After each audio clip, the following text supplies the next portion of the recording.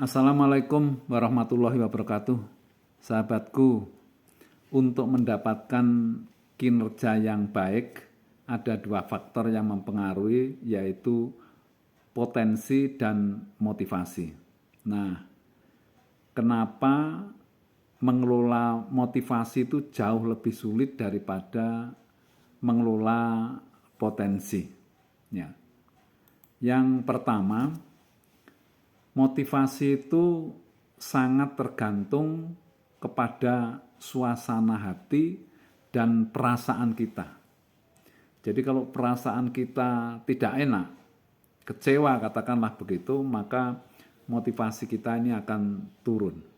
Berbeda dengan potensi.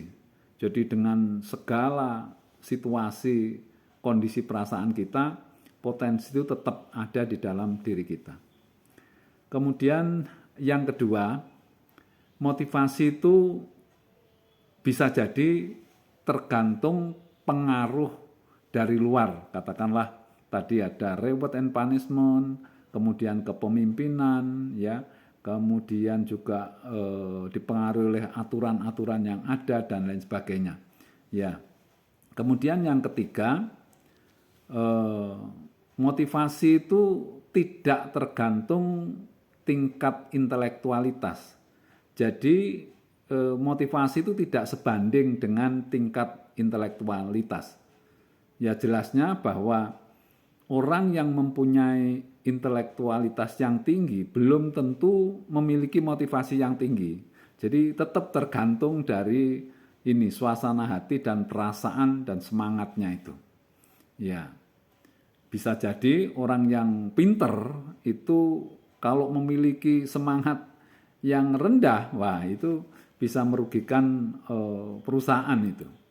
Kemudian yang keempat, ya motivasi juga tidak tergantung sepenuhnya kepada pangkat dan jabatan. Karena orang yang pangkatnya tinggi, punya jabatan, bisa jadi juga semangatnya rendah gitu.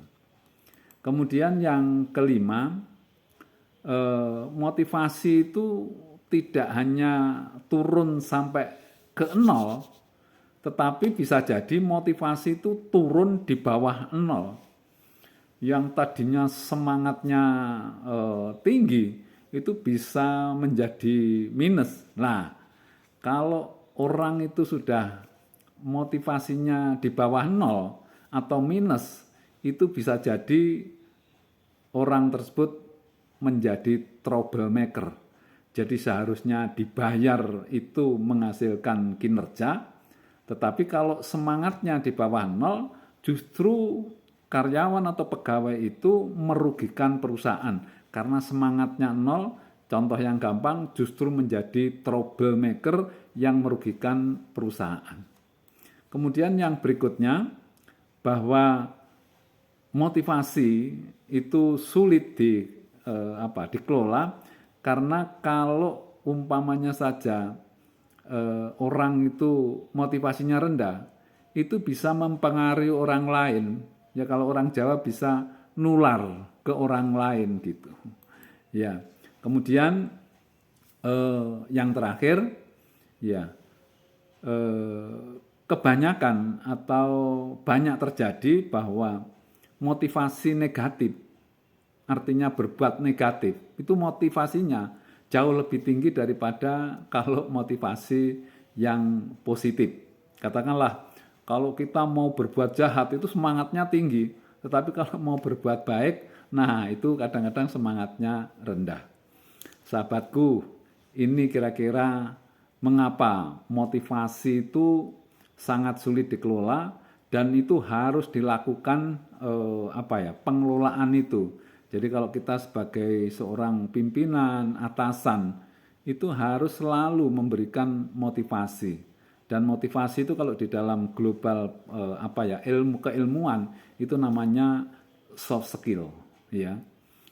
Sahabatku, mudah-mudahan bermanfaat. Wassalamualaikum warahmatullahi wabarakatuh.